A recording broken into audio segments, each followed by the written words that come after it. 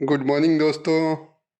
मैं आज रोटरी गुरुजी टेक्निकल से आपके लिए लेके आया हूँ basic of condition monitoring and vibration. तो चलिए आज स्टार्ट करते हैं हम लोग कि वाइब्रेशन एनालिसिस वर्क कैसे होता है और हम कैसे करें।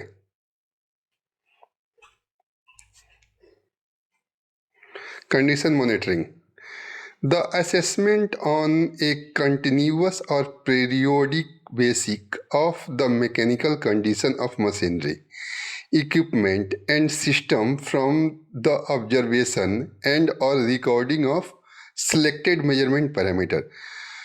ये जो वाइब्रेशन एनालिसिस है उसके लिए हमको सारे जो भी इक्विपमेंट है हमारे यूनिट के अंदर, जो भी प्लांट के अंदर, जो ही जिस प्लांट में भी आप जॉब करते हो या जहाँ जाने वाले हो, उसके लिए हमको असेसमेंट करना पड़ता है। सबका डेटा तैयार करना पड़ता है, कितनी इक्विपमेंट है, उसकी फ्रीक्वेंसी क्या है, उसकी उसकी फ्रीक्वेंसी क्या है, उसकी जो फ्रीक्वेंसी है वो सबसे हायर फ्रीक्वेंसी बेरिंग की होती है, तो बेरिंग की फ्रीक्वेंसी क्या है, शाफ्ट की फ्रीक्वेंसी है, सब हमको ऐड करनी पड़ती है। उसके बाद उसका हमको day to day LLF monitoring करना पड़ता है और वाइब्रेशन मॉनिटरिंग भी पैरेलल होता है और उसका शेड्यूल बनता है। कुछ जब शेड्यूल बनता है तो उसकी क्रिटिकलिटी एनालिसिस होती है इक्विपमेंटों की।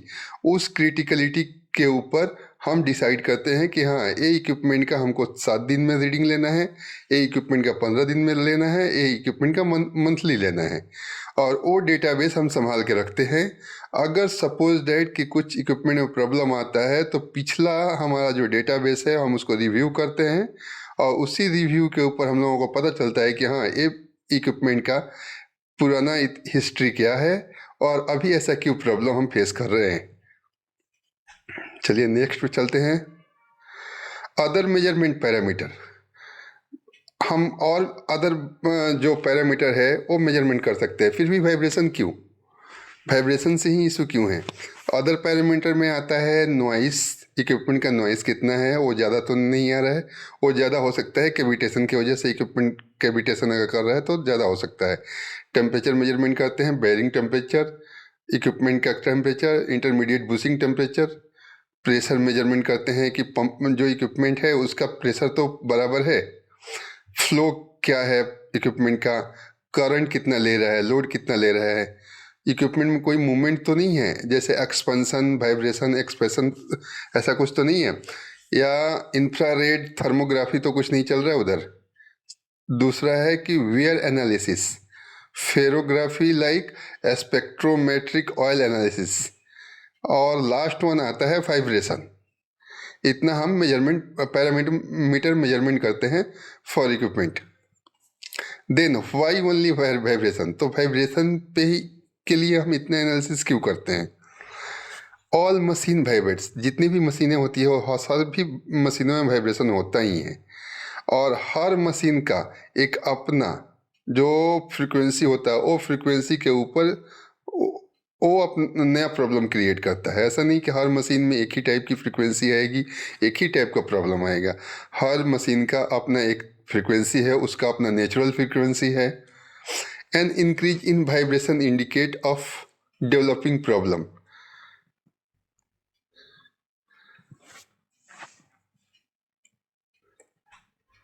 व्हाट इज वाइब्रेशन, वाइब्रेशन क्या है। Any motion that repeat itself after an interval of time is called vibration और an oscillation. The cycle or oscillation motion of a machine or machine component from its position of rest. Third one, vibration is the response of a system to an internal or external stimulus causing it to oscillate or pulsate. ये है हमारा vibration का definition. Next, rotating machinery fact. Rotating machinery जो होता है उसका fact क्या है। ऑल मशीन वाइब्रेट, सभी मशीनें वाइब्रेट होती हैं। An increase in vibration indicate the a status change. हर जो भी मशीन आप स्टार्ट करोगे वो मशीन में वाइब्रेशन रहेगा ही, लेकिन वाइब्रेशन होना कितना चाहिए, वो लिमिट में है तो ठीक है। अगर लिमिट के बाहर जाएगा तो उसका स्टेटस बनाया हुआ है, एक है गुड जोन, एक है बैड जोन, एक है highly severe zone. Third one, each rotating part generate a unique frequency and therefore can be identified. मैंने आपको बताया था कि हर एक कंपोनेंट का एक नेचुरल फ्रीक्वेंसी होगा, शाफ्ट का अलग होगा, केसिंग का अलग होगा, हर कंपोनेंट का नेचुरल फ्रीक्वेंसी होगा। Vibration measurement are taken while machine are operating. Vibration measurement जब मशीन चालू होगा, ऑपरेटिंग कंडीशन में होगा तो ही हम मेजरमेंट कर पाएंगे। बंद कंडीशन में होगा तो वाइब्रेट तो उसका कोई फ्रीक्वेंसी ही नहीं होगा, वो अदर फ्रीक्वेंसी आ रही होगी अगल बगल के इक्विपमेंट से ट्रांसफर होके। टाइपिकली फॉल्ट आर, जो इक्विपमेंट होती हैं, रोटरी इक्विपमेंट जो होती है, उसमें क्या क्या फॉल्ट हो सकता है। उसमें ये पहला अनबैलेंस हो सकता है। देखिए ये रोटर है, रोटर के ऊपर एक प्लेन के ऊपर कोई बंदा सोया हुआ है, मतलब ये क्या दिखा रहा है कि हाँ यहाँ पर अनबैलेंस मास है, ए प्लेन के ऊपर अनबैलेंस मास है। इसके लिए हमको इसका डायनेमिक बैलेंसिंग करना पड़ेगा। ये अनबैलेंस मास हटाएंगे तो अपने आप नॉर्मल हो जाएगा। दूसरा है दोस्तों मिस अलाइनमेंट। अलाइनमेंट तो सब लोग जानते ही होंगे। हम अलाइनमेंट करते हैं motor to pump, motor to compressor, turbine to pump, turbine to compressor. उसमें दोनों इक्विपमेंट के बीच एक क्रॉस द कपलिंग अलाइनमेंट होता है। वो 3 अलाइनमेंट बहुत तरह के होते हैं। एक रिम एंड फेस अलाइनमेंट हो सकता है, रिवर्स डायल अलाइनमेंट हो सकता है, या अभी एडवांस लेजर अलाइनमेंट किट हो सकता है, उससे हम कर सकते हैं। मिस अलाइनमेंट में क्या होता है, हमारा मोटर साइड आउट हो जाएगा, मोटर में शॉर्ट फुट हो सकता है, पंप हम जो है थर्मल एक्सपेंशन की वजह से ऊपर चला गया होगा मोटर से, जिसकी वजह से वर्टिकल करेक्शन करना पड़ेगा। ये है, आगे है बेंट शाफ्ट। शाफ्ट बेंट हो सकता है जिसकी वजह से वाइब्रेशन आ रहा हो। लूजनेस हो सकता है, अगर मोटर का 4 वोल्ट लगता है, हम बेस वोल्ट है, अगर चारों वोल्ट में से कोई एक वोल्ट भी लूज हुआ तो उसमें वाइब्रेशन आएगा, और हम जब एनालाइजर से वाइब्रेशन रीडिंग लेंगे तो उसमें फ्रीक्वेंसी हमको डिटेक्ट होगी लूजनेस की। बैड बेरिंग, हमको जब हम वाइब्रेशन लेंगे तो उसमें हायर जोन में बेरिंग फ्रीक्वेंसियाँ मिलेंगी, लाइक 1,00,000 CPM, 1,50,000 CPM। बेरिंग की फ्रीक्वेंसी ज़्यादा होती है।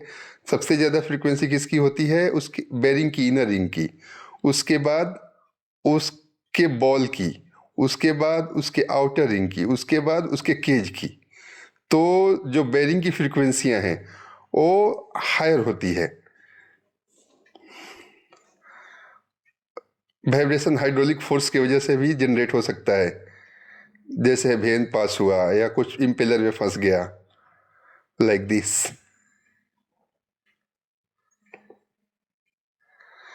नेक्स्ट है the plant challenge.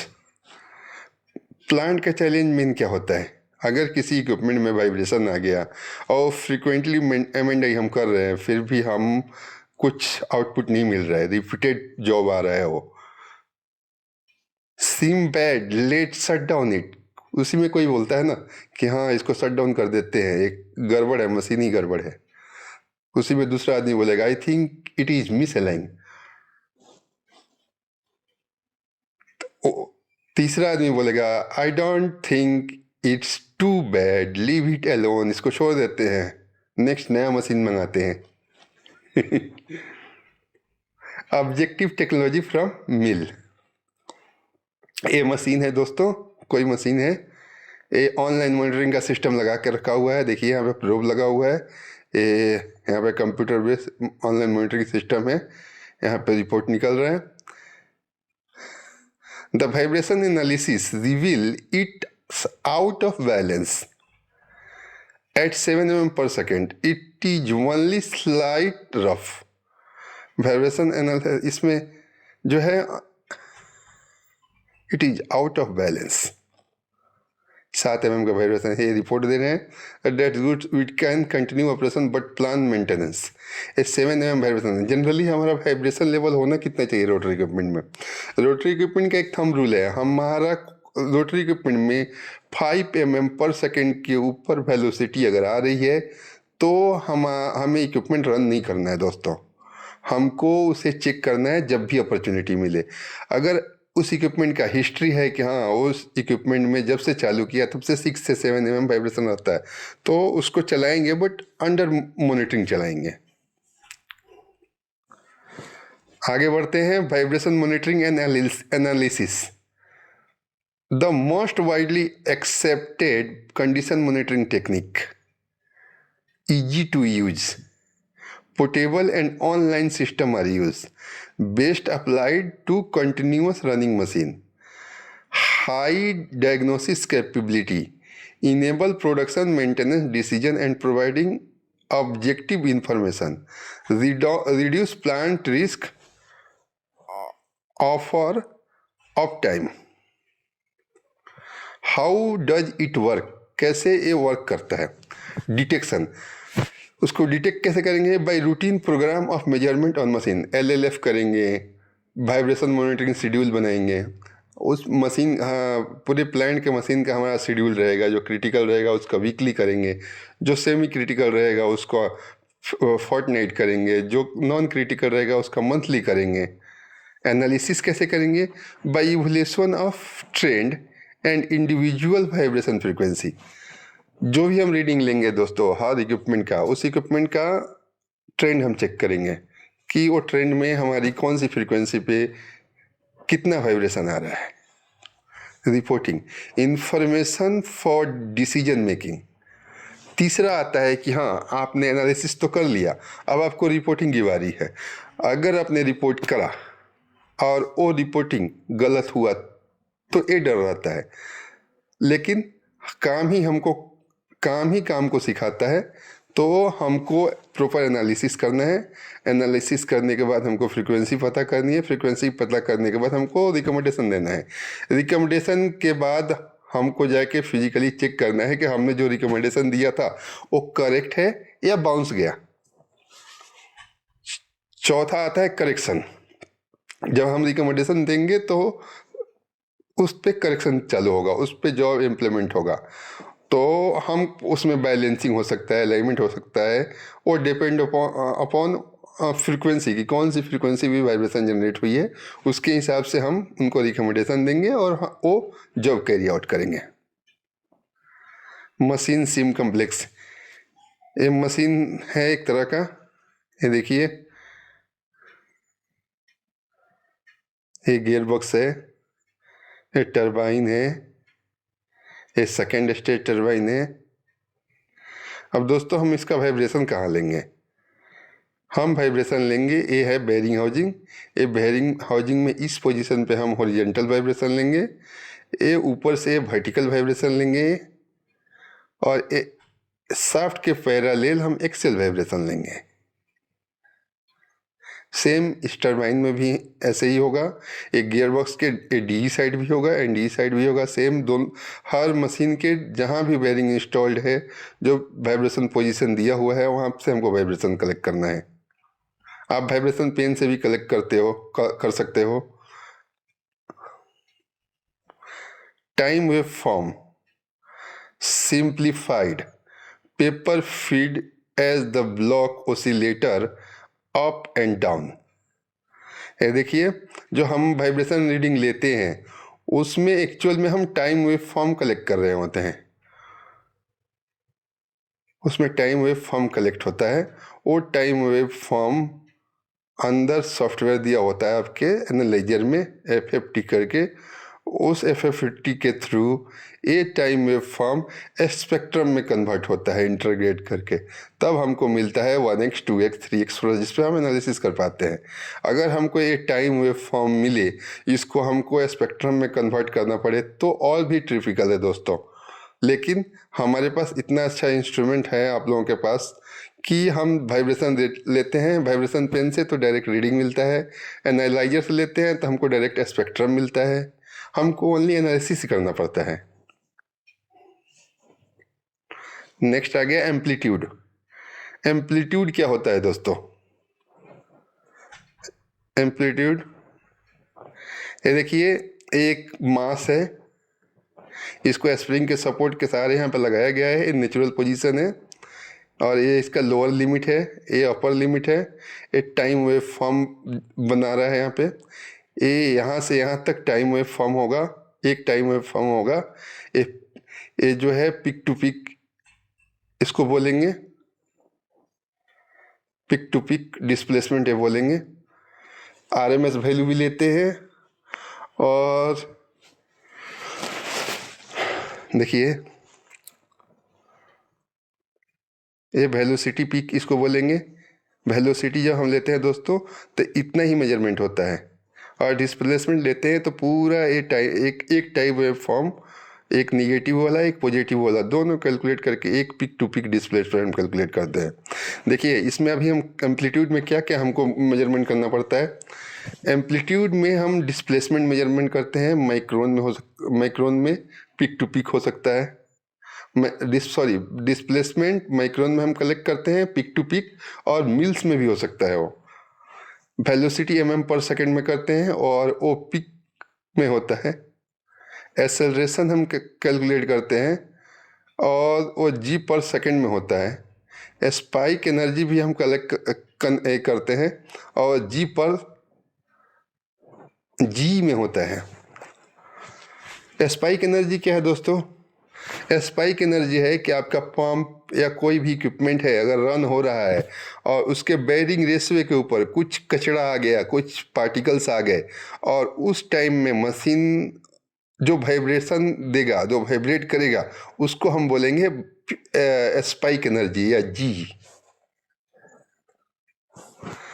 Vibration sensor position to detect basics machinery fault.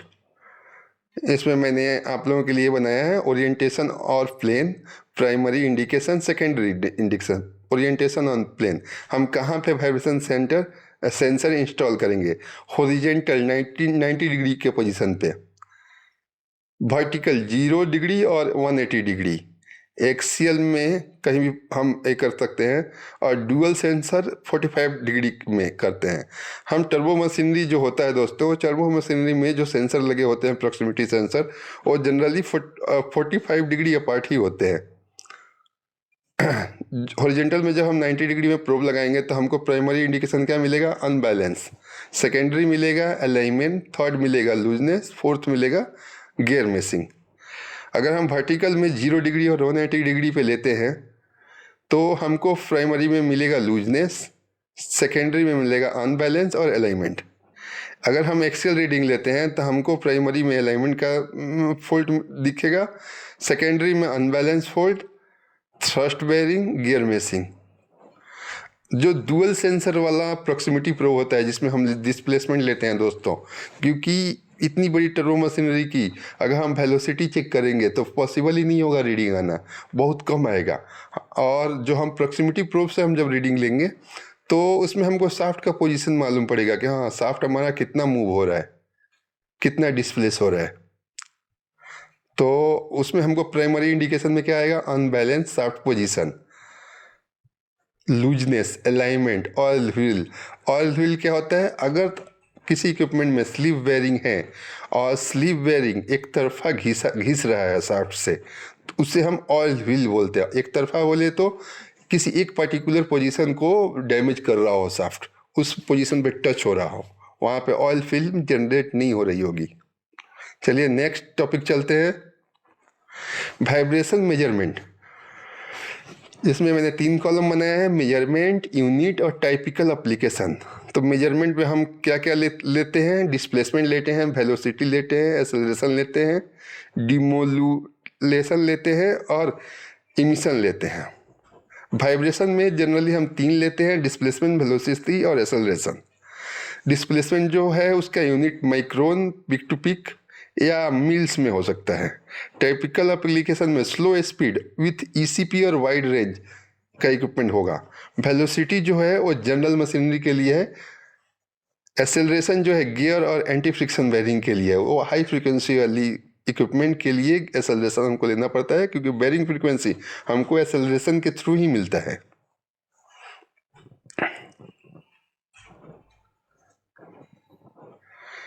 डिमोडुलेशन इस एंटी फ्रिक्शन बेरिंग और कैविटेशन के लिए चेक करते हैं, और इमिशन जो है एंटी फ्रिक्शन और प्लेन बेरिंग के लिए करते हैं, डिस्ट्रेस और फॉल्ट के लिए। ट्रांसड्यूसर कितने टाइप के होते हैं दोस्तों? जो हम वाइब्रेशन लेते हैं वो वाइब्रेशन डायरेक्ट एनालाइजर से तो नहीं आ सकता, या वाइब्रेशन पेन हम लगाते हैं तो वाइब्रेशन पेन के अंदर कुछ तो ऐसा होगा जिससे वाइब्रेशन कलेक्ट होता होगा, तो उसके लिए उसको हम ट्रांसड्यूसर बोलते हैं, जो वाइब्रेशन कलेक्ट करता है। तो वो जो है 3 टाइप का होता है, एक डिस्प्लेसमेंट ट्रांसड्यूसर, एक वेलोसिटी ट्रांसड्यूसर और एक एक्सेलेरोमीटर। वेलोसिटी प्रोब भी बोल सकते हैं, डिस्प्लेसमेंट प्रोब भी बोल सकते हैं। डिस्प्लेसमेंट ट्रांसड्यूसर में क्या होता है? Non conducting, commonly known as proximity probe, जो अब मैंने आपको बताया था 45 डिग्री अपार्ट लगता है टर्बो मशीनरी में। Measure relative motion between the shaft and the mount.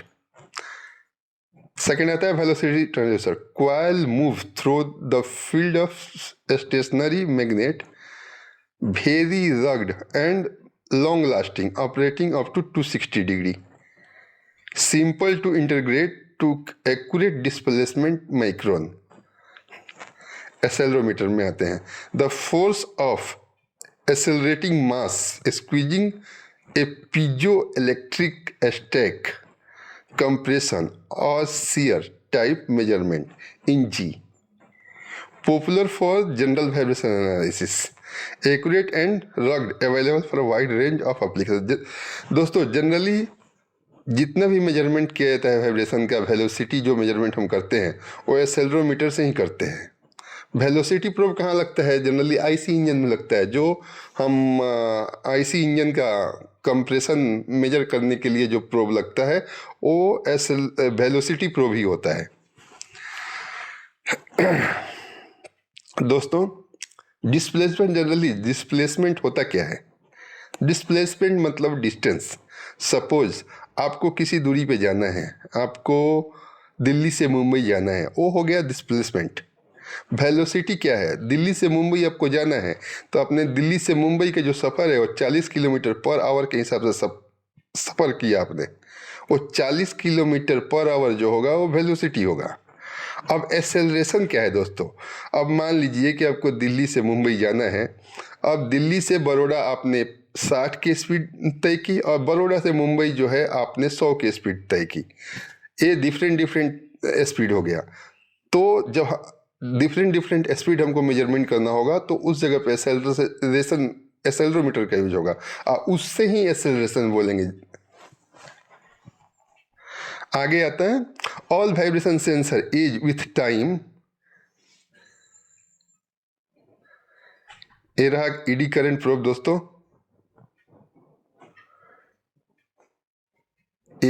ए वाला फेस हाईली सेंसिटिव होता है।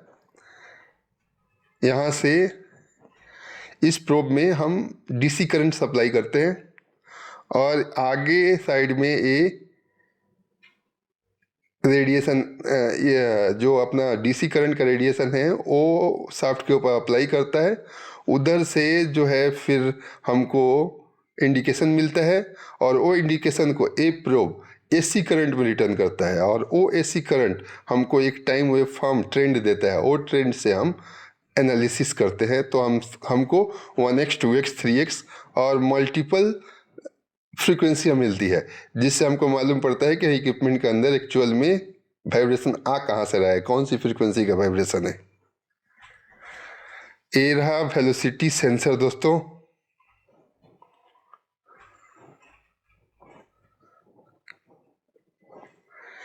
ये रहा है एक्सेलेरोमीटर। ये पोजीशन में हम एनालाइजर का प्रोब कनेक्ट करते हैं और इस सामने के साइड में एक मैग्नेटिक एडेप्टर रहता है जिसको हम मशीन पे कनेक्ट करते हैं। ये अंदर की असेंबली है।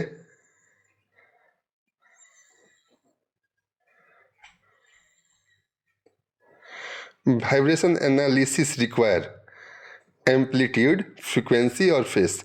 वाइब्रेशन एनालिसिस के लिए 3 चीज़ मोस्ट इम्पॉर्टेंट है।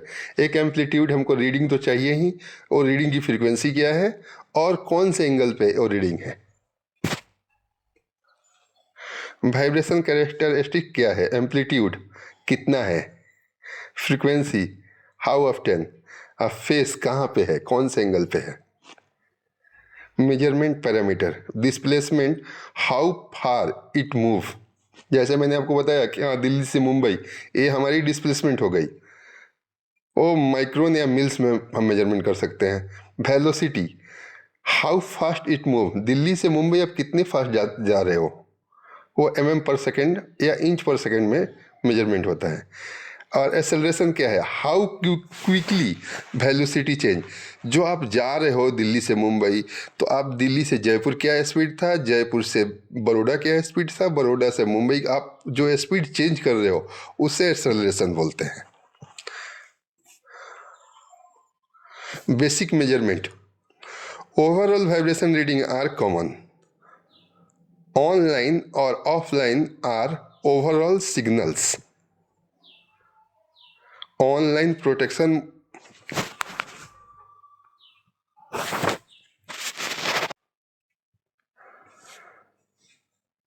online protection monitor trip on overall measurements. It is important to understand the limitation of these measurements. The primary fault occur at 1x RPM. Secondary and the special analysis technique. इसको analysis करने के लिए special technique चाहिए होगा। Overall vibration level, the sum of all individual signal. ये हमारी machine है, ये हमारा रीडिंग हमने दिया है रफली। ये देखिए यहाँ पे आया, ये 4 mm अनबैलेंस दिखा रहा है। यहाँ का रीडिंग हमने लिया, ये लूजनेस दिखा रहा है। यहाँ से ब्लेड वेन पासिंग 0.8 mm आ रहा है, और ये बेड वेयरिंग का फ्रिक्वेंसी आ रहा है 0.2 mm। ये ओवरऑल हमारा वाइब्रेशन है ये 7 mm, जो हमारा अनबैलेंस फ्रिक्वेंसी है। तो इसमें हम कौन सा अब नॉर्मल है? ये 7 mm वाला, ये 7 mm वाला अब नॉर्मल है। ये 4 mm अलाउएबल लिमिट तक है, ग्रीन जोन है। How do we use the information?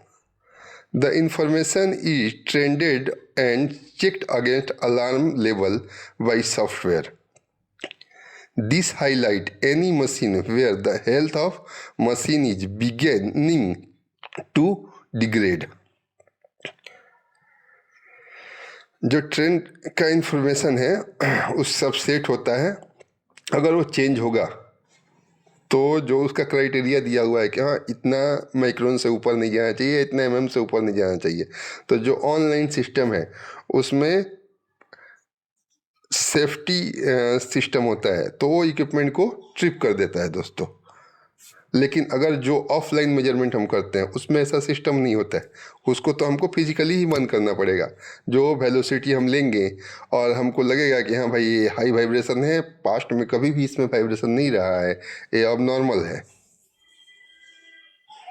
Next, the software can also assist in determining what is wrong and what need to be done. Let's see how. यहाँ पे हम offline measurement करेंगे। ये motor है, motor ND side में measurement होगा, इसके horizontally, vertically और एक्सियली। यहाँ पे भी हॉरिजेंटली, वर्टिकली, एक्सियली।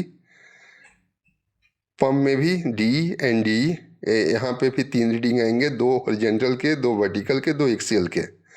दोस्तों ये हमारा रीडिंग का ट्रेंड है, ये पहले लिया हुआ रीडिंग है, बाद में लिया हुआ रीडिंग है, ऐसे इस हिस्ट्री दिखाया हुआ है। Time domain, overall data is the sum of all exciting and reacting force. ये देखिए, जैसा कि मैंने आपको बताया था कि जो हम रीडिंग लेते हैं वो टाइम वेव फॉर्म ही होता है, उसको हमें कन्वर्ट करके हमारी जो सॉफ्टवेयर है वो हमको देती है। ये मोटर 1x, ये हमारा BPF बेरिंग फ्रीक्वेंसी आया है। ये कपलिंग का 2x में आया और ये गियर फ्रीक्वेंसी आया। ये रिजल्ट कॉम्प्लेक्स वेव फॉर्म। एक कॉम्प्लेक्स वेव फॉर्म जो है ऐसा अगर हमको मिले एनालिसिस करने के लिए तो इशू होगा। अच्छा है कि हम लोग सॉफ्टवेयर यूज करते हैं और सॉफ्टवेयर के थ्रू आप लोगों को स्पेक्ट्रम देखने को मिलता है। अगर टाइम वेव फॉर्म अगर हमको मिले उससे हमको स्पेक्ट्रम में कन्वर्ट करना रहे, उसके बाद हमको एनालिसिस करना रहे, तब तो और ट्रिपिकल होगा दोस्तों। फ्रीक्वेंसी एंड टाइम डोमेन, एक चार्ट दिया हुआ है जिसमें टाइम वेव फॉर्म कैसे कन्वर्ट होता है एम्पलीट्यूड स्पेक्ट्रम में। ये हमको देख रहे हैं हम।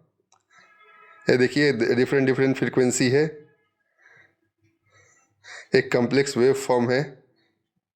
ये जो हमारा FFT सॉफ्टवेयर होता है एनालाइजर के अंदर, वो कॉम्प्लेक्स डेटा जो हम ऐसा लेके आए होते हैं उसको हम जब सॉफ्टवेयर में डालते हैं तो उसको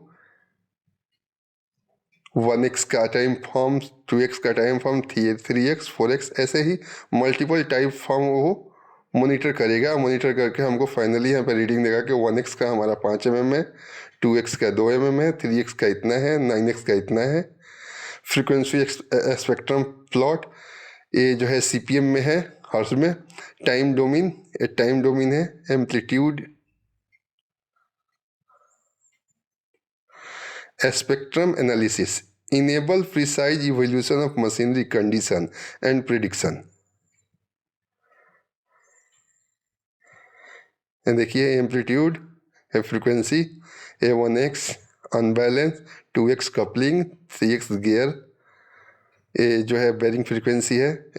4x नहीं है दोस्तों, ये बेरिंग फ्रीक्वेंसी हाई जोन में आती है। 1,50,000 CPM के आसपास आएगी। Actual vibration spectrum of bearing frequency. देखिए दोस्तों, एक मैंने आपके लिए बनाया है ये स्पेक्ट्रम एनालिसिस कैसे होता है। ये देखिए 6004 RS BPFO बेरिंग पास फ्रीक्वेंसी आउटर रेस। ये जो है 6004 ये बेरिंग नंबर है RS, और ये बेरिंग पास फ्रीक्वेंसी आउटर रिंग। इसका आउटर रिंग डिफेक्टिव है दोस्तों। ये देखिए इस पे भी इसका फ्रीक्वेंसी आ रहा है, इस पे भी फ्रीक्वेंसी आ रहा है, एकदम पूरा बेरिंग खराब हो गया है इसका।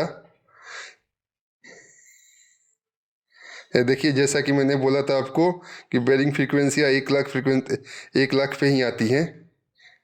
हाई इसका वैल्यू कितना है दोस्तों, देखिए ये बहुत कम वाइब्रेशन है इसका। ये हमने जूम करके आपको दिखाया है। नेक्स्ट देखते हैं phase is a mean of determine the relative motion of 2 or more vibrating machine part.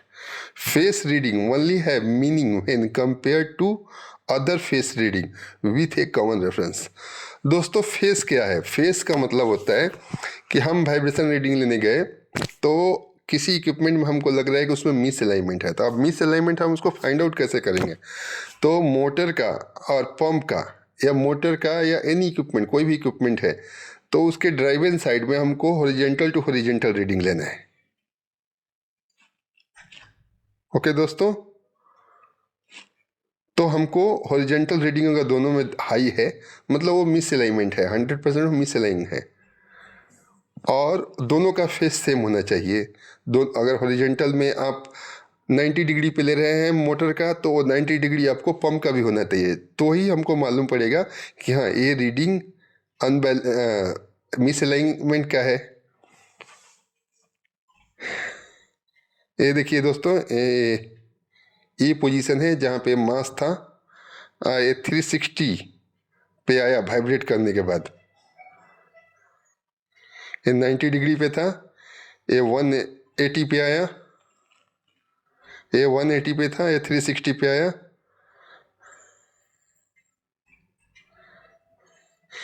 Used as an analysis tool to pinpoint problem, essential part of balancing operating deflection shape can be created।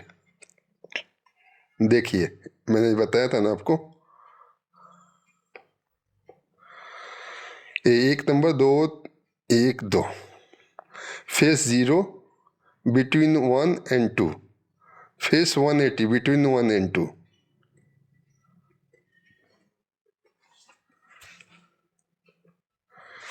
आइए summary देखते हैं आप।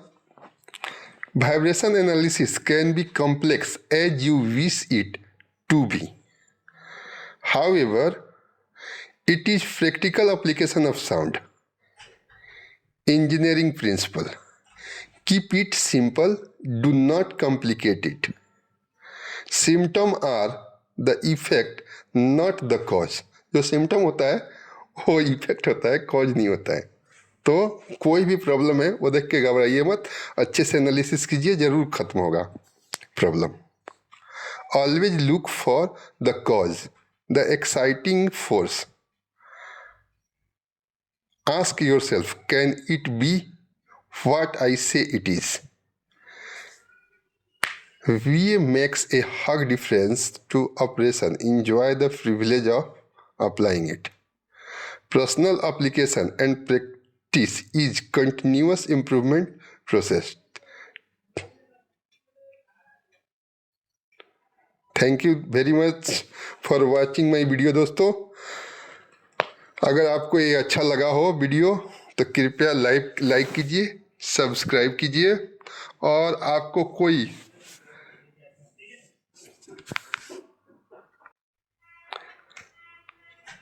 Subscribe कीजिए। और अगर आपको कोई नए पॉइंट के ऊपर अगर टेक्निकल वीडियो कुछ चाहिए, आपको एनालिसिस करके वीडियो चाहिए, तो हमको कमेंट कीजिए, हम ज़रूर वीडियो बनाएंगे।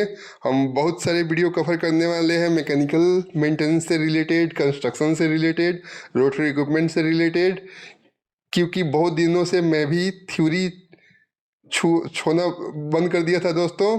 प्लांट जॉब होने की वजह से हम लोग एकदम पढ़ने का भी टाइम नहीं मिलता था।